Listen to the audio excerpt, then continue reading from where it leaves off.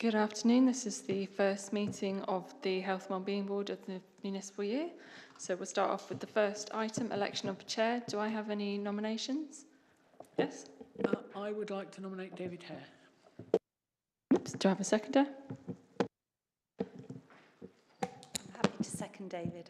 Thank you very much. Could we have a vote, please? All those in favour? You can do. Okay, Councillor Hare, if you'd like to take over. Thank you very much. And I now need to appoint a vice chair. Sorry, I can't see with these glasses online. Is Nick online? So, I am David, yep. Do we have any nominations? Oh, yes, please. I'd like to propose Nick Fellows, please. And I'd like to second that. Can we have a vote, please? All those in favour? Okay, thank you very much indeed. Okay. Have we got a few apologies? Yes, Emma Cockrell, George Framalico, Susan Parsonage and Stephen Conway. Yes. We have a guest today who I'd like to introduce. This is Jacob Armitage, who is a work experience student with us this week. And as this is a public meeting, we thought it'd be a good idea for him to come and see what happens. So he will observe us and see what he thinks afterwards. Welcome, and I hope you, I was going to say enjoy it, but at least find something interesting from it. Yeah. Okay, thank you very much. Okay, minutes of the previous meeting. Has anyone got any comments on the previous meeting, the notes of? I don't think so, so thank you very much. Has anyone got any declarations of interest? No. So, okay, public question time. It's nice to have a public question. And would you like to have your question, Peter? Thank you. Thank you for inviting me. My question is very simple.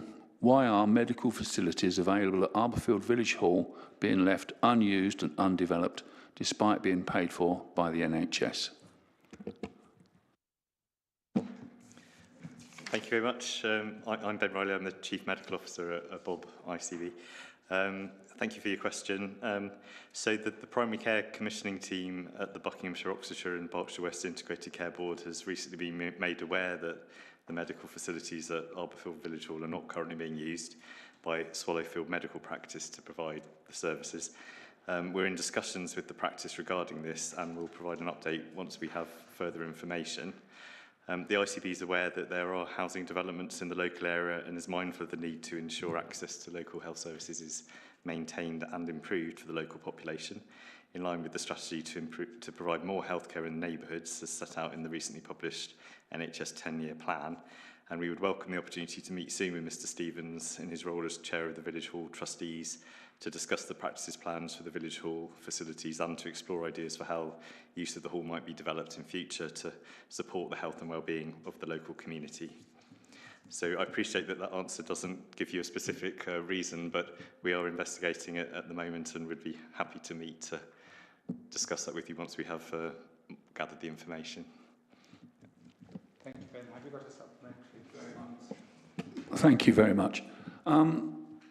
Well, I did have a question about the money, but I'll leave that to one side. And I do have a question about the housing developments, which, I mean, I was at a planning meeting last night and it was cited that there are medical facilities available at the Village Hall in support of 70 houses on School Road nearby, which I find disturbing, let me put it that way.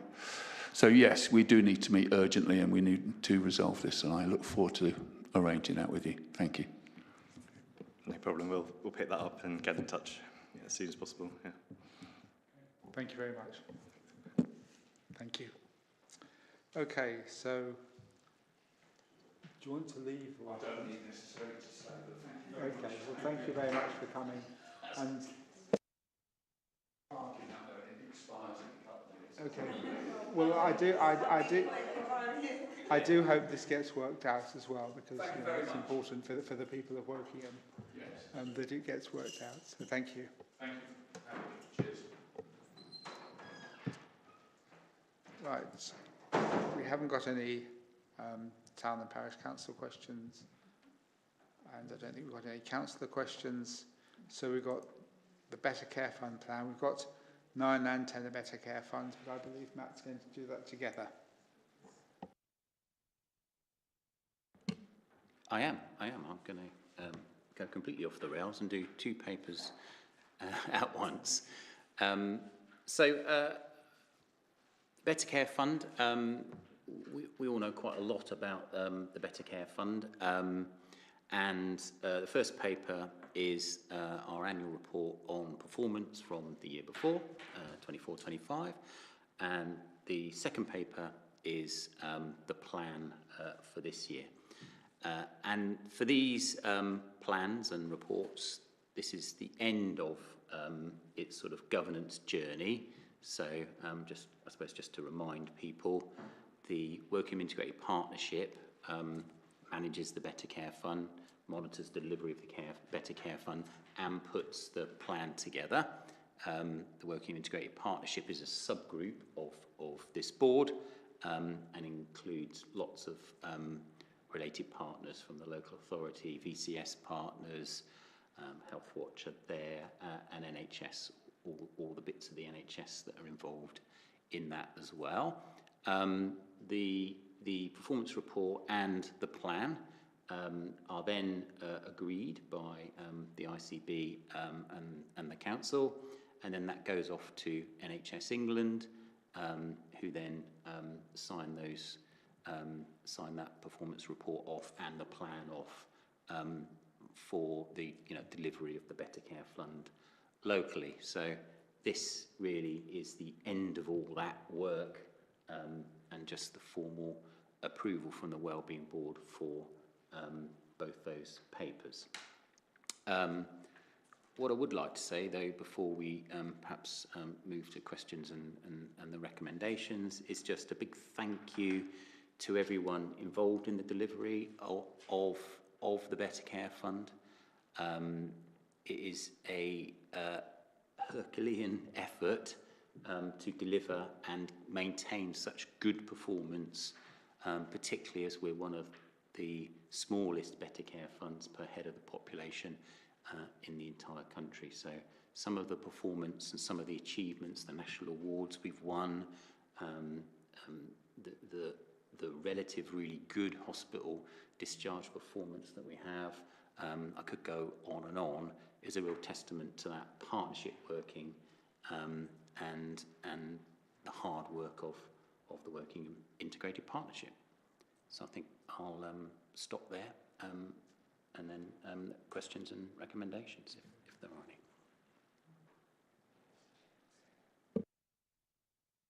Have you got any additions to that, James or Jyoti? Not from me, but just to thank James and the team. I don't know, James, if you want to add any further no, details. I think Matt covered everything. Thank you. Yes. Well, if Matt covered everything, there won't be any questions, but there might be some questions. So, Rebecca. It's something specific, Matt. I'm sure you'll be able to answer this about the residential admissions to nursing homes and residential homes within the borough. And it is obviously an issue because we were talking about it at HOSC. Now, I see that you say you're meeting your target here, but we're on a red in the KPI was for admissions to that we saw at HOSC literally this week, if I remember. Madeleine's nodding because she remember we brought it up. So is it that you've got a different national target, and then because I know as a borough we tend to set ourselves higher targets, because it was interesting over the quarters there were 3 that were red and there was 1 that was green, and it halved. And when I asked at HOSC, we were told unfortunately it was just literally a blip, and there was it wasn't, things had changed and they expected it to go back to red again. So just looking at that, I wonder if you could clarify. I'll try. I think the KPIs that you were looking at HOSC the other night were for quite recent, I think. The performance report there is for 24-25. So although our performance looked good there, what tends to happen through the BCF, and it is the same kind of target and indicator, is that if you perform well, you then get a higher target. And the reality of the situation is that not just the BCF, but the collective funds that we have, it just doesn't keep up with need. So higher and higher targets against a rising need is going to make that more challenging going forward, which is why you'll see more of the red against that target in that KPI report. That doesn't mean, because of the way I've said that target is set, if you then look at how we deliver regionally and nationally, we still perform really well, even though that's red. Yeah, so I think that's the explanation.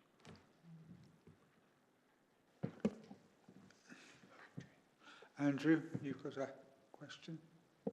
Yeah, thanks, Chair. It was a slightly related question, because maybe for Jyoti, because the 24-25 plan shows us how we did against our targets, and so I was really keen to understand what the targets were for 25-26, and it sounds like we've got some potential challenge in delivering the targets that we set out in the plan. It's probably more for James. I don't know if you could answer that, James.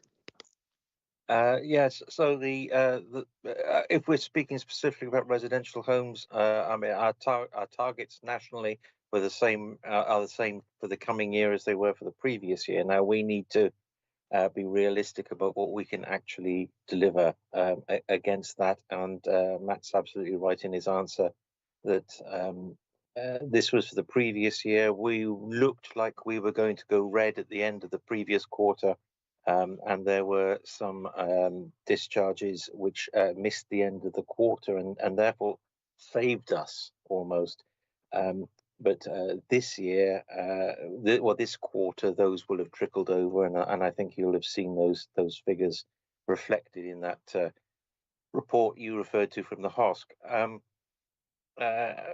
It will be the responsibility of the whip to ensure that our targets are achievable and manageable while still setting them as challengingly as possible. So we will expect that particular measure to have a slightly more negative impact in the coming year.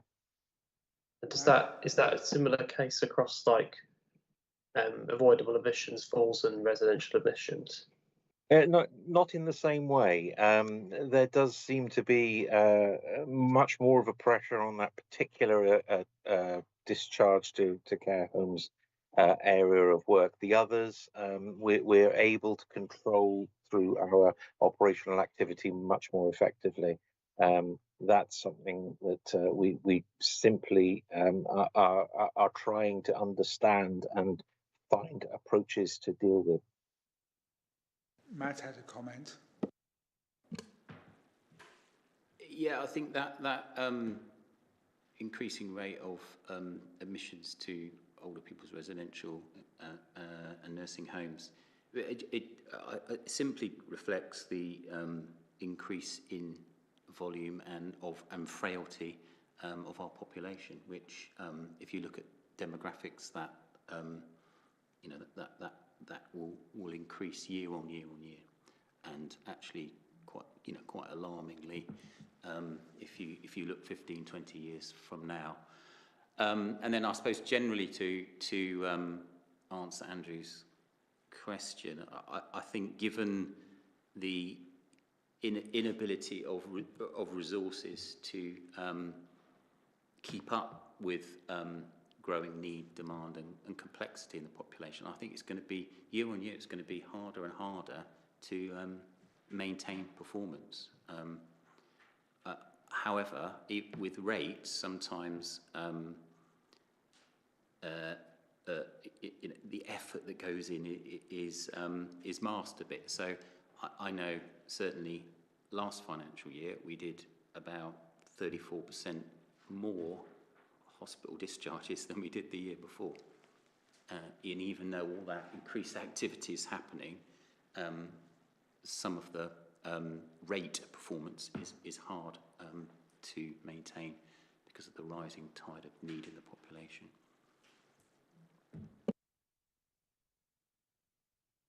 Got a question?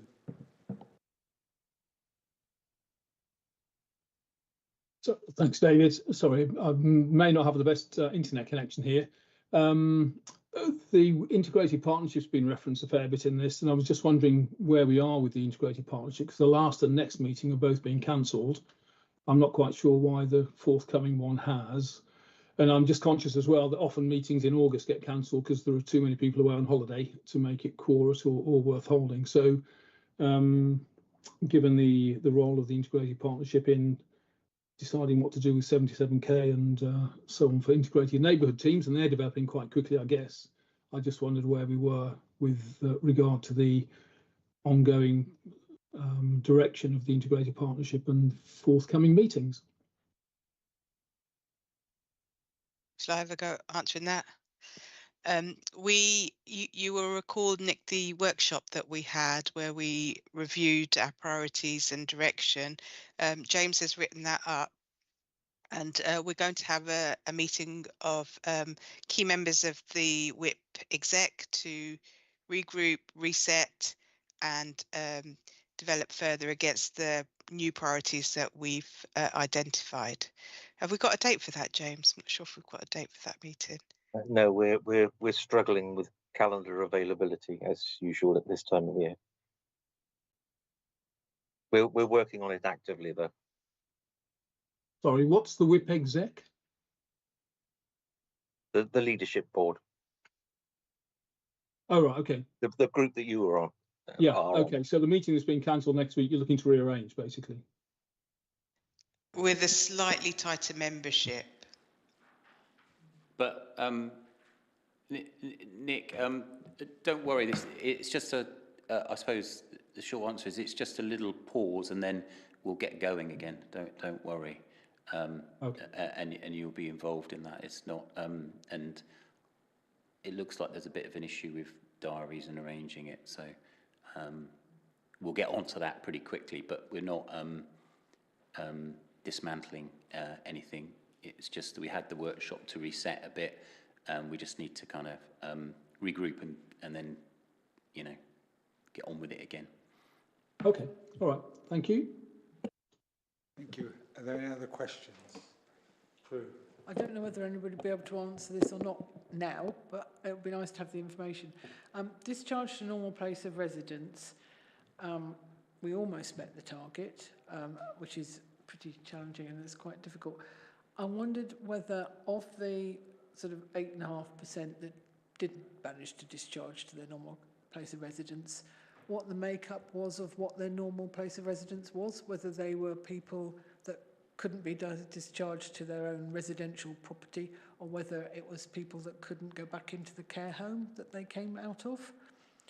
And the reason I'm asking that is because I've had some anecdotal type evidence that care homes are refusing to take some people back because they say they can't cope with their needs, and whether that is actually a genuine problem or not.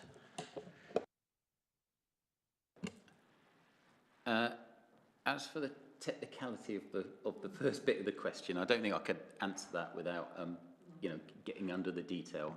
James might be able to, but generally speaking, what you described is an issue. But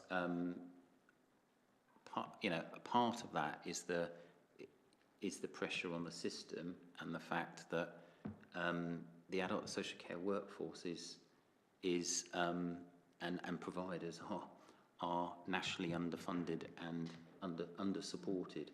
So it's a very difficult environment for those care homes to continue to exist. So sometimes those positions are taken. Unfortunately, we need a more structural solution to that, which is a real investment in adult social care workforce and our provider colleagues.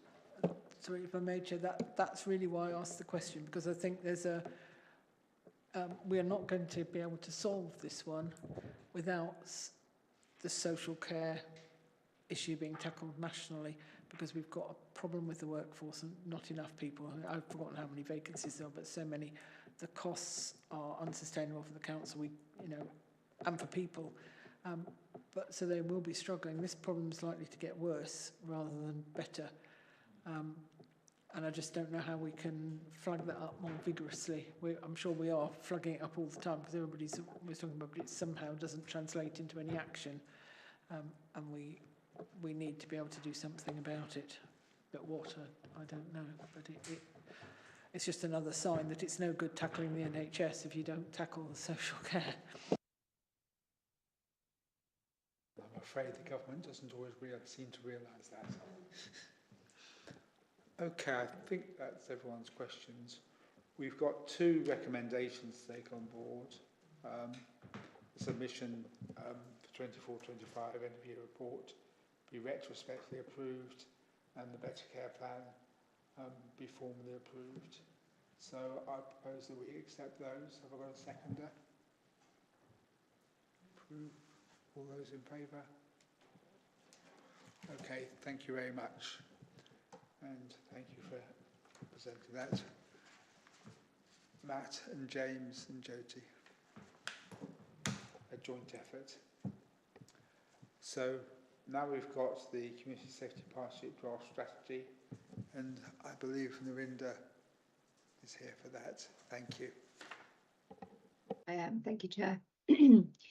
I'm just going to share some slides, and they've been updated ever so slightly than the ones that are in your pack that were included for the board.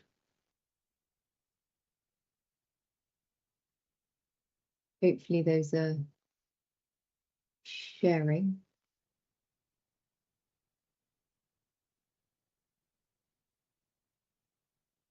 Can you put them on slideshow mode? And there's a black. That's it. That brought up. Excellent, thank you. So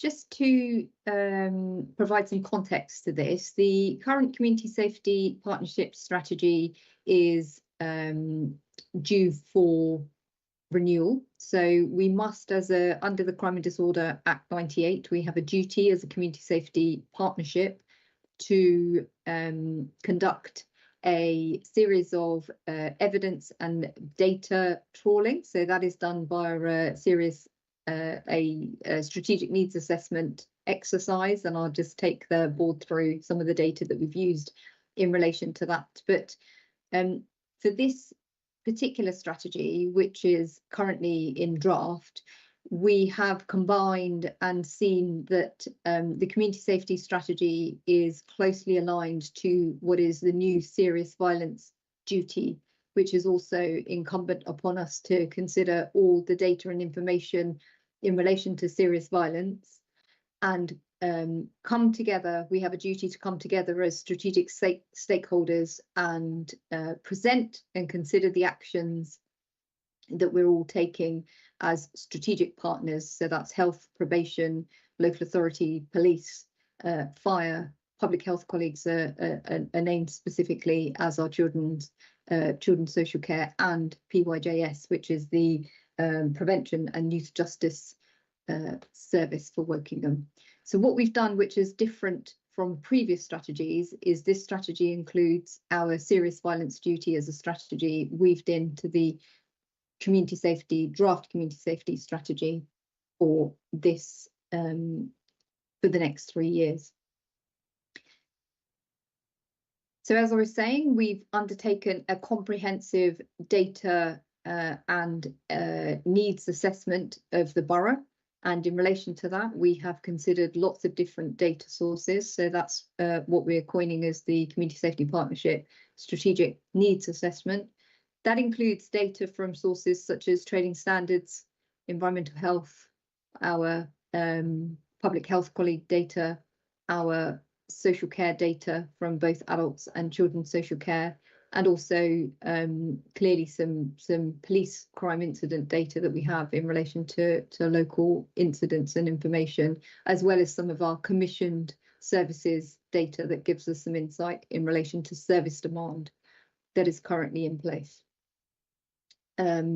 Also housing data, unemployment data, and information sources from a wide variety of information that we've got available to us.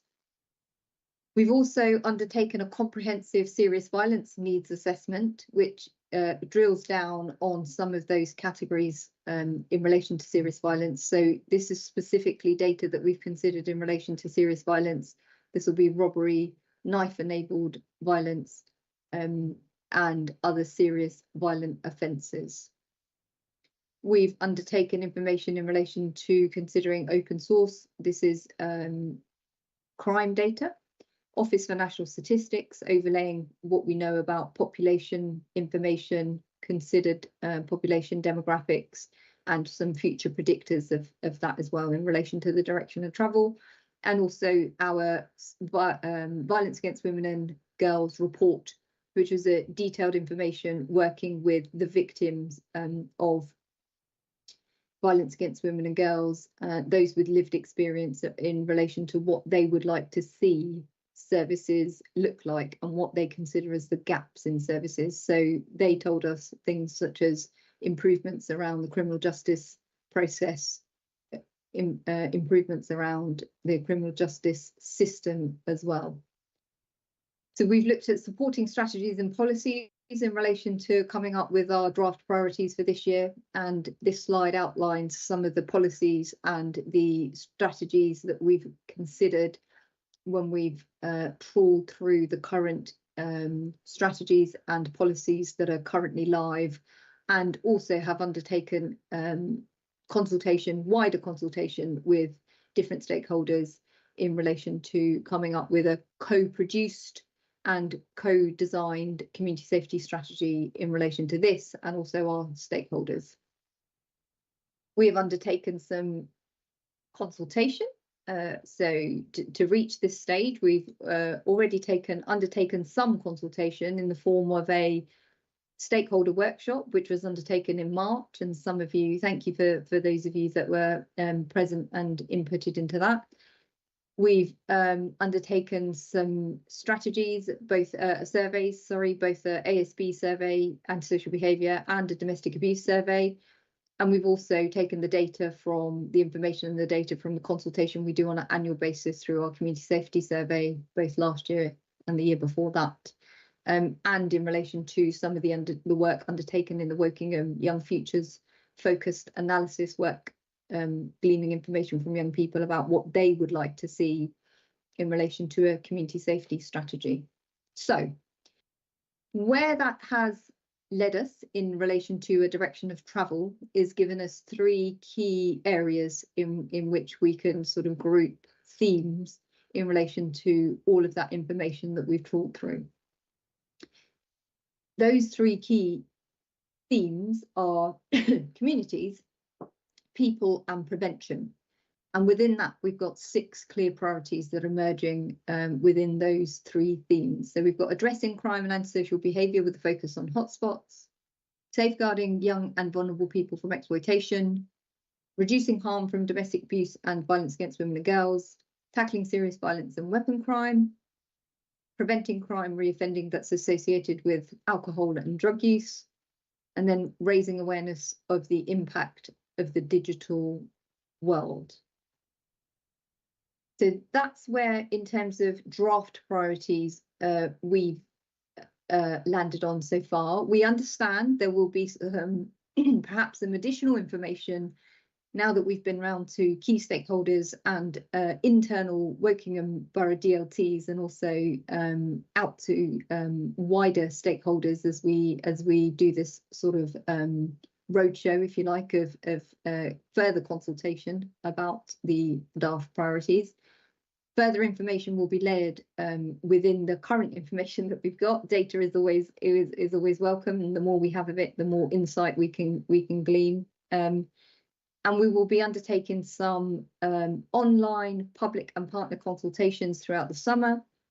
We'll be doing some targeted workshops, and then we will take all of that to ensure that it informs the very detailed action plan that we will be writing underneath those draft priorities once they are finalised, and bring a finalised version to an early October meeting to the Community Safety Partnership Board, and also to this board as well, to share with this board. So happy to take some questions, Chair, through yourself from the board or anybody else. We've got Rebecca and then Prue. Thanks, Prue. I've mentioned this before, Narinda. I know because I'm very interested about a focus on hotspots, because within the borough, sadly, there are some real hotspots where crime continues to happen, and there are issues with drug abuse in my ward, and it's in a particular area. And the sad thing is, if we've got brand new communities with brand new houses being built, with the real opportunity for residents there, yet we still have old problems that are lingering on. So I think it's something that does really, it's kind of more an observation more than a question, but it's something that really does need to be focused on, and I know that you know that. Yeah, thank you, Rebecca. I think through you, Chair, to give assurance in relation to hotspots, there is always information that we take in relation to incident data. So we understand that police incident data and those that are incidents that are reported are one element of us gathering some of that hotspot data. But in addition, there is also the opportunity for residents to report things in different ways. And sometimes residents are reluctant to make reports. They can be often reluctant for a whole host of different reasons. So what we're doing in relation to building up some of that hotspot information is making sure that communities have got the ability to report in different ways. So whether that's through engagement with directly through our new communities and partnerships officers that we are using to help gather both incident data, but also anecdotal data, and also sort of a temperature test really from communities and how they feel about areas where they live. We're looking to put in different ways that communities and we can get that information from different areas of the borough back into our team to see whether there is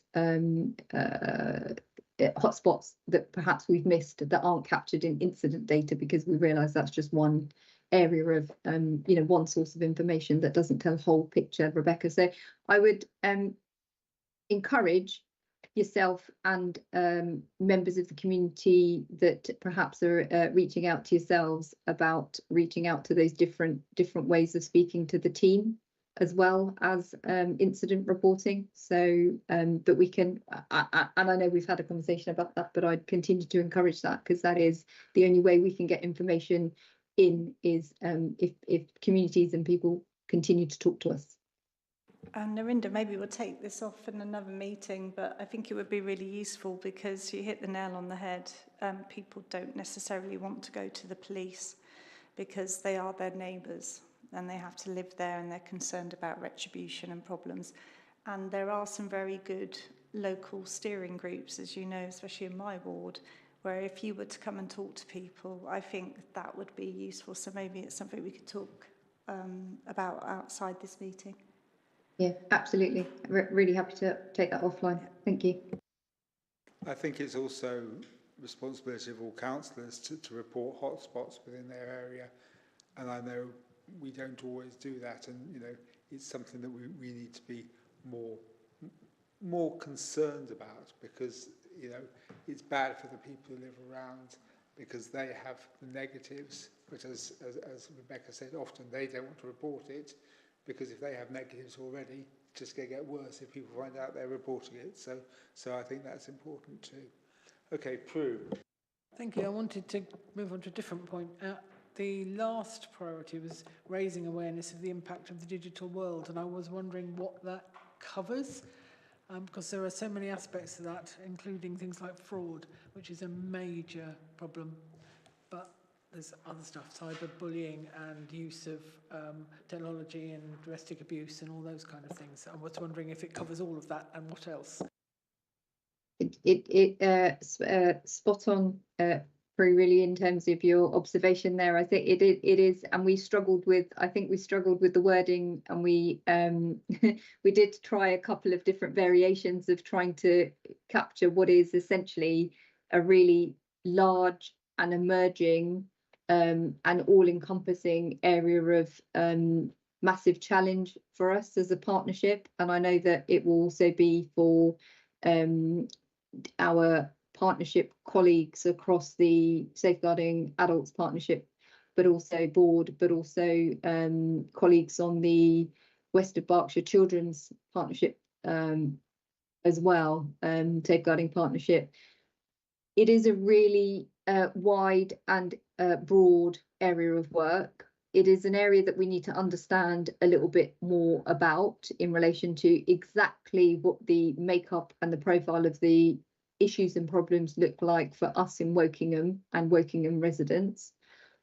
But within that, absolutely, the current information that we have tells us that fraud, online fraud, is a large emerging issue for us locally, and that is in relation to increasing the use of the digital world for everybody, not just young people, but encouraging online banking more, encouraging the use of technology in our everyday lives has particular issues and concerns for us, and makes it easier for those that wish to go about their fraudulent business in a particular manner. So fraud is one area, and of course you touched on domestic abuse. Again, domestic abuse and the digital world, the use of technology in stalking and harassment for victims, not only by invading people's privacy, but also perhaps going into contacting unwanted contact, malicious contact via phone,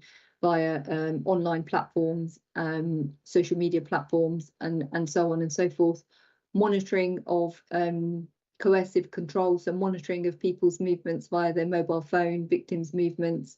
We've seen partners use, the use of mobile phone apps such as Find My Phone and others to track people's movements about where they've been and who they've seen, and also petrol mileage in relation to digital vehicles, about tracking movements, etc.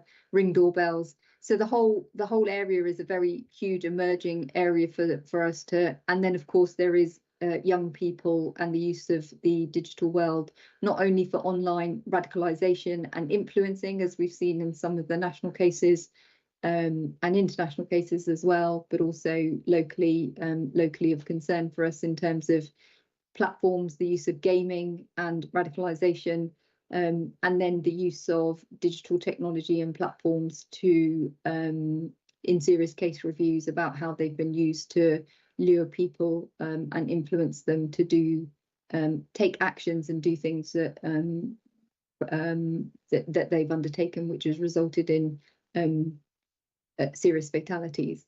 So, like I said, it's a huge and emerging piece of work, and we need to understand exactly what the extent of the problem and the issue looks like for Wokingham as a borough, because we will have our own some similarities which will chime and be similar to national and global issues, but we will also have something specific that we need to really target and prioritise from a Wokingham perspective. And part of the work in creating the action plan will be trying to understand the extent and issues of that digital world, the concern for residents, but also incident reporting and where exactly those targeted elements of that wide, broad sense of work lies for Wokingham and where we can make the most impact as well, where we can make the most impact as a joint partnership in that space. Thank you, Narinder. Has anyone else got any questions? Well, I'd just like to thank you, Narinder, and your team for this, the draft, and I'm sure there's more to come, and I look forward to seeing it in October as a finished document, but certainly the draft bodes well for the finished document. So thank you very much indeed. Thank you everybody for their input so far as well. I'll pass the thanks on to the team as well, so thank you everybody. Thank you. Okay, we've now got the ICB briefing, and that's Ben. Thank you for coming, Ben. I know it wasn't the easiest thing for you to do. So. No, that's right. As you were saying, it's been a challenge at this time of year with leave and things, but no, it's a pleasure to be here. Yes, so we've provided a report which summarises some updates. Rather than going through each of those, I'll take that as read, but happy to take any questions. I thought it would be helpful just to draw out a couple of points that might be of particular interest to the public. And also, the other thing that's happened since we sent in the written report is the government's launched the 10-year plan for the NHS. So I thought it might be helpful just to briefly give a summary of the key points in that in general terms, just for information, and then we can come back probably with a more specific report in the future around how that might impact on Wokingham. In the report, a couple of things we've highlighted. We've rolled out a new scheme across the area to provide more urgent dental appointments, and details of practices in the scheme are available on our website, and the public and patients can access that through 111.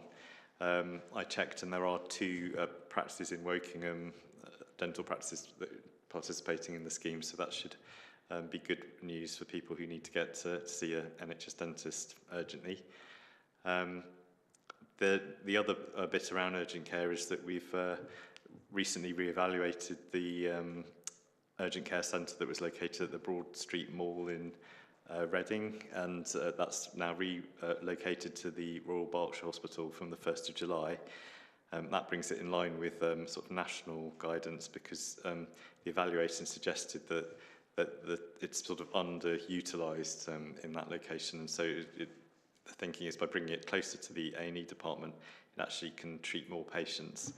And this will be for people who urgently need care to be seen on the day, can't get a GP appointment possibly, or feel it's more urgent than that, but also don't actually need to go into A&E or ED type situation. So that's available for people again through 111, and then they will direct you straight there if that's the appropriate service.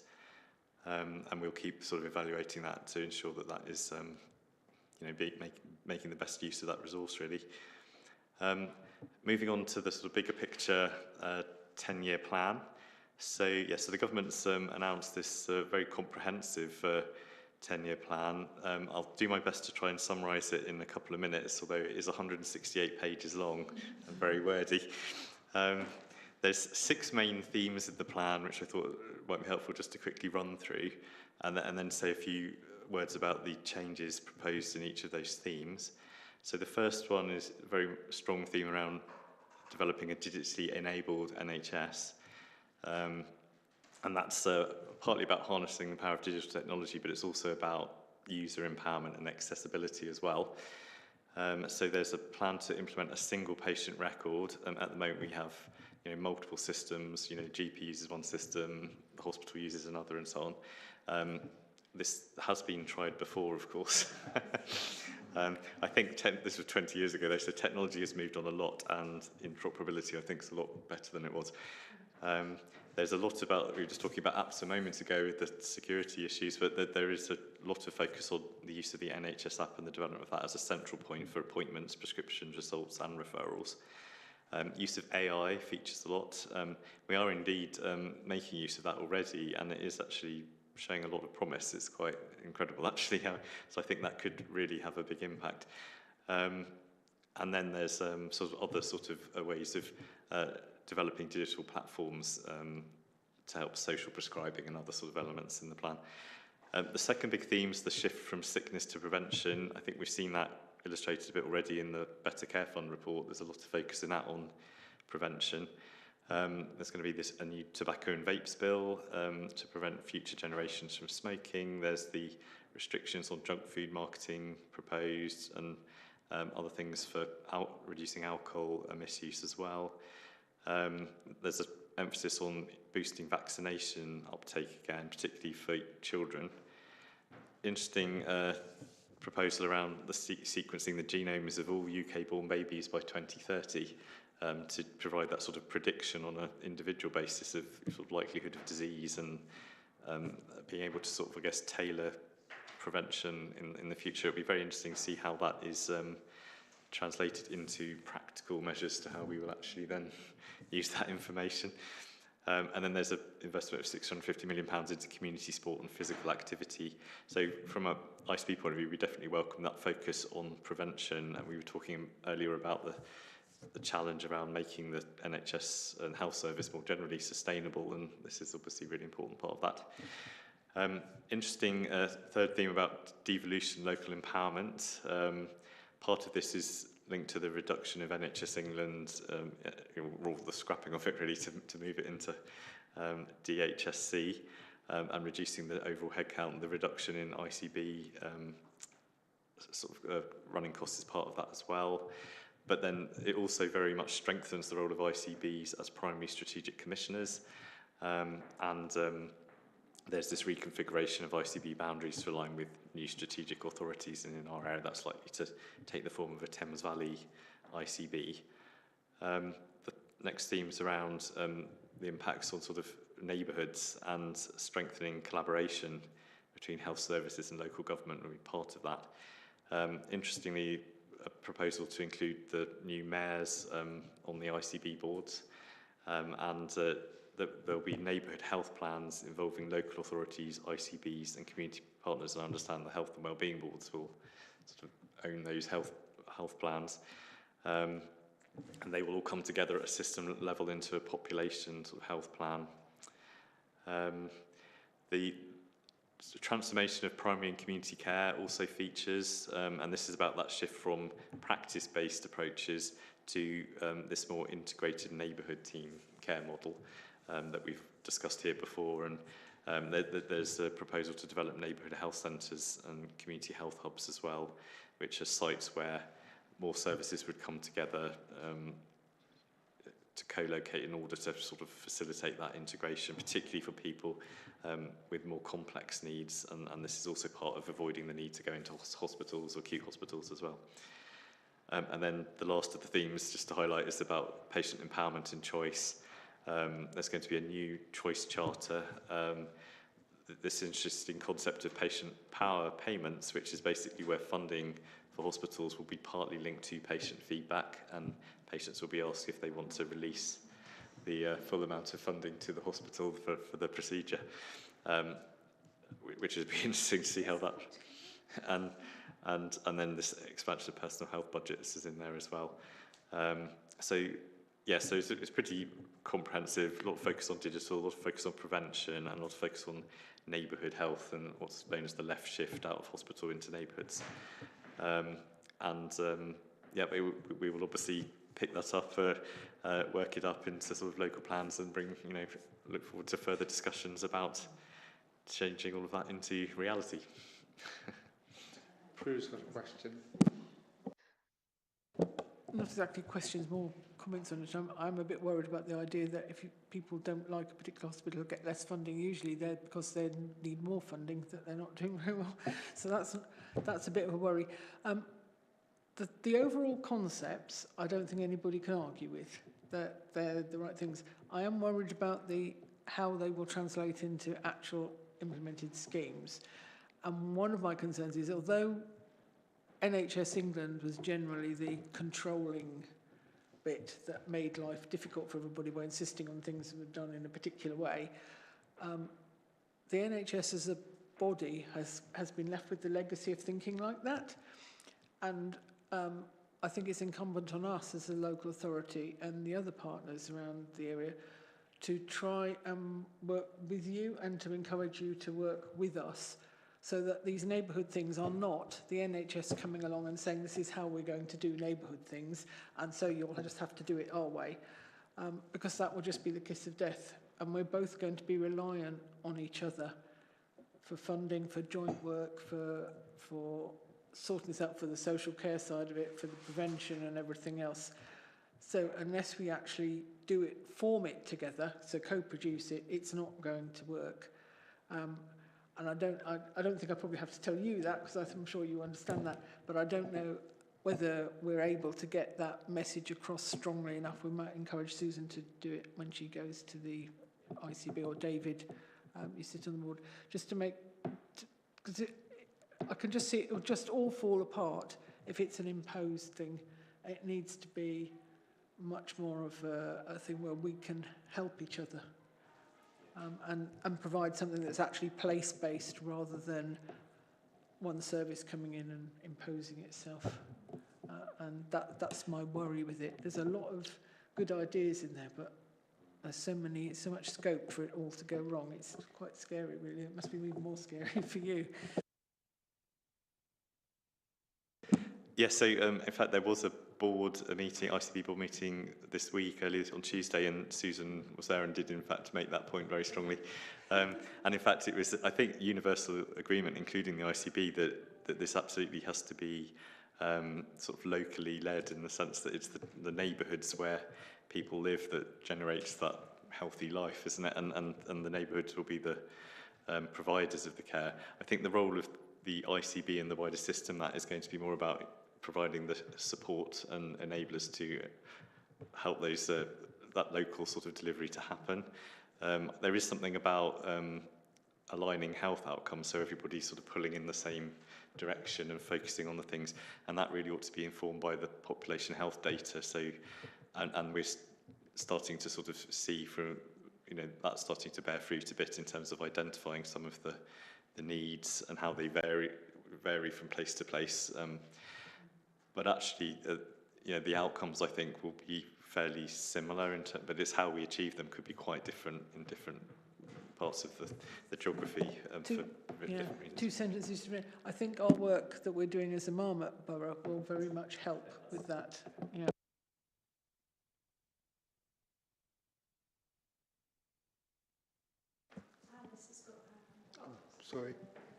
Sorry, Alice. Sorry, Alice, I didn't see you. If you ask one, then Lou, yes, I'm quite happy for you to ask one. So can I speak? Yeah. Can you hear me? Yes, yes. Yeah, thank you. Ben, you're very, very generous in not saying about Healthwatch and what the government is planning to do with Healthwatch. You know, in the sense it's caused a lot of chaos, in the sense, in the way that there's not going to be a public voice that is independent. So what is your thought about it? No, you're quite right. I had imagined that you might raise that, which is, yeah, we were, yeah, I think it's sad news, really, that because I think from my point of view personally, Healthwatch has been incredibly helpful in the roles I've done, and in my former role at Oxford Health, you know, actually helping us sort of improve services in a very positive way, doing inspections and feeding back and pointing out things that we hadn't spotted, that, you know, from a patient perspective, that how we can improve the services. So I think we absolutely need to find a way to make sure we can continue all those sort of best functions in whatever way is, you know, decided that these things need to happen in the future. But yeah, and we commiserate obviously with colleagues who are going through similar organisational change and even more radical extent than our scaling down. Jack, can I just ask another question? Is that possible or not? Yes, quickly. Thank you. It's just the fact that, Ben, how can you, you know, I know the decisions being made kind of thing, but, you know, to make health, ICB, my integrated care board looking after the health side, and then local authorities looking at the social care, but they are all together. How can you make that independence? You know, and that is the bit that I just think that is going to be quite an interesting channel. But there is no public voice in here, even in the neighborhood integrated neighborhood partnership, there is this talk, but the public voice, because one of the biggest things about Health Watch was a lot of the public was scared to give feedback because they were too frightened to get their care being affected, and that's why we were the bridge. So in that point of view, how are you going to reassure the public and also communicate with the public that this is all going to be happening? Because the public has gone through a lot of change, and you all are going through a lot of stuff, and now this is all happening. The public is going to be in disarray with all this kind of chaos. Yeah, so obviously this is describing the sort of government plan and a system rather than the NHS bit, and Health Watch, I imagine, sort of sits outside of the NHS in that sense. But I think as a system, we will have to take on board the sort of points you're raising and make sure that we do have that scrutiny and independence and that patient voice in there. And so we'll have to come together, I think, as a system and boards such as this one to decide how we do that. Thank you. Thank you, Chair. Thank you. Have you got a question, Lou? I think I had two, but I think Alice just asked my first one.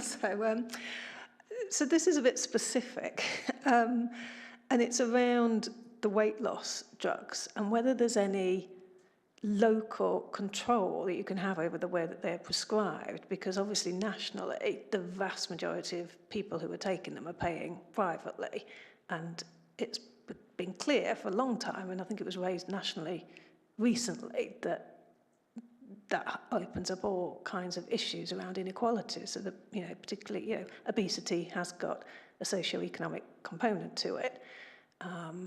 And so there's a kind of a fairness thing there that you just can't get them on the NHS.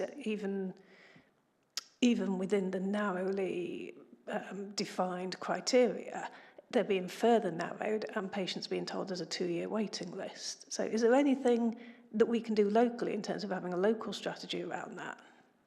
Because again, you talk about I know it's not prevention, the best thing is not to get there in the first place, but we've been talking about that for decades and not had any impact on it. So, but we do know that these are very cost effective in terms of preventing costs in the long term. So just wondered if there's anything local. Yeah, and it's a very timely question. It's something we're actually actively considering literally this week, in fact. So there have been some new treatments come on, they've been approved by NICE in the last, in fact, one came on this month. So, and clinically, the evidence, as far as we know it at the moment, bearing in mind these are new drugs, is quite compelling in terms of their effectiveness for helping people to, lose weight. And we do know that weight loss is very much linked to, for people that are obese, to health improvements across a whole range of health conditions, which would be a really important way of, again, improving people's healthy lifespan and also reducing the sort of cost and reliance on services.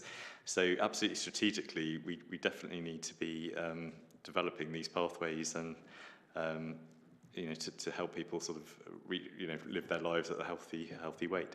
The immediate challenge is the short-term affordability because they are relatively expensive, and there is a sort of upfront cost in order to get that at a time that the system is very financially challenged.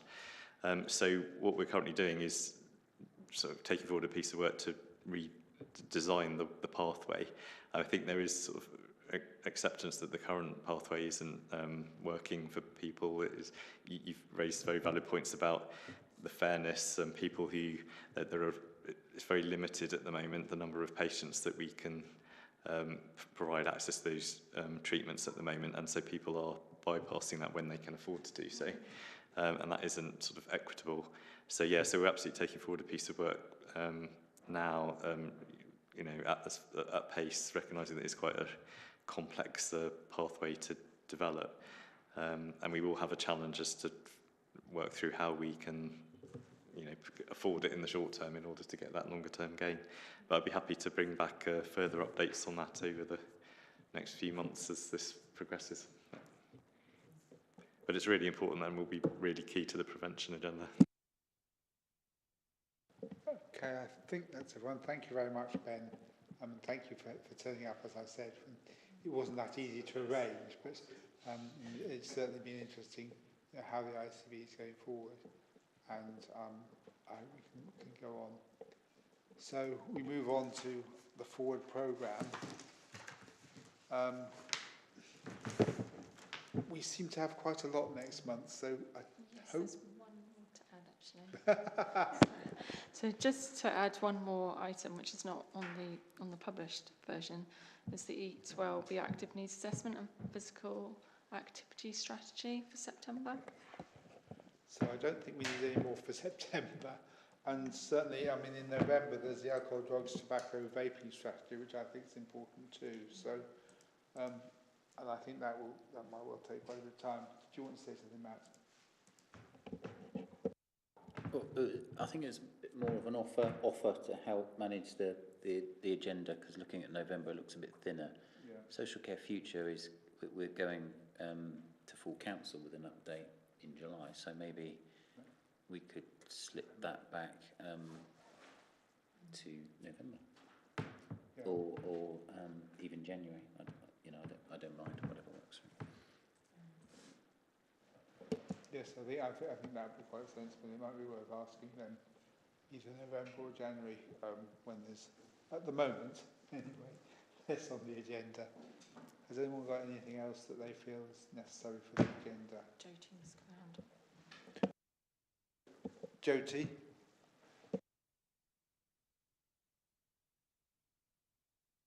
Sorry, flitting around from different screens.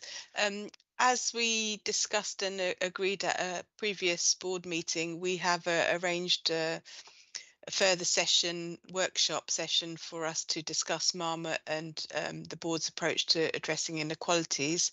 That has been arranged for, I think it's the 24th of September, I'm just checking. Yes, the 24th of September at the council offices, and it will be held from 10 a.m. to 1 p.m. So I do hope you'll come along and participate. I believe that may be during the Lib Dem conference. Ah. Oh, is it the week before? Oh, it's the Wednesday. That's okay. Yes. Okay. Good. Yes. Good. Phew. So that should be okay because it's the Wednesday after conference. Yes, great. Thank you. Okay, well that looks like I think we've done everything. Oh, yes, please. It would be, I think, good at some point, I'm not sure whether it's next time after or January, to have an actual explicit presentation on the NHS 10-point plan with a bit more detail. Sorry if that would land you in a lot of work, but I think we're going to have to do that work. Yes, I think well, I was just going to say you're probably going to have to do it anyway, but I'm not sure which meeting it would be most appropriate for, so when you're ready, I think, yeah. In some ways it'd be useful as soon as possible, but on the other hand, September already looks fairly tight, so it might be November, which will suddenly be quite busy as well. So, but certainly we can look at that, and I think that's important. Thank you. Any other comments or questions? Okay, well, I'd like to thank you all very much for coming to this meeting, and I declare it finished. 4 minutes past 6.